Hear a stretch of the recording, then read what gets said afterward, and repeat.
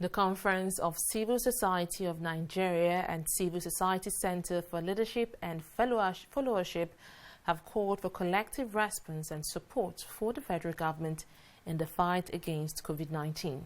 The group at a media briefing in Abuja said the federal government, just like other governments across the world, have put in place efforts to ensure the spread of the pandemic is contained, and citizens should also be responsible enough to support the government.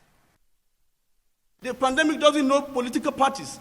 It doesn't know church groups. It doesn't know mosque groups. It doesn't know religious inclination. So we must collectively surmount the pandemic if we are true and responsible citizens. We have noticed also that certain citizens have decided to call names, and several people are opposing either government, calling names, alleging that government has no capacity or was ill-prepared to fight the pandemic. Recently, some groups say that the government applied for a fresh loan of 850 billion naira. The government has been accused that the PTF and the government have been awarding contracts and doing so many things.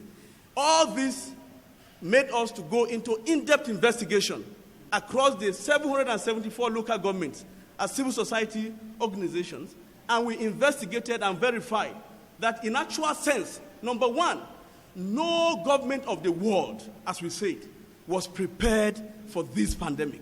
Number two, our investigation shows that the 850 billion that is being alleged, or government is being alleged to have applied as fresh loan to the National Assembly, or rather to have colluded with the National Assembly for approval of a fresh 8 billion naira loan, is completely not very true, because the loan in question, the 850 billion by our investigation, was part of the 2020 Appropriation Act that had been approved by the National Assembly in December.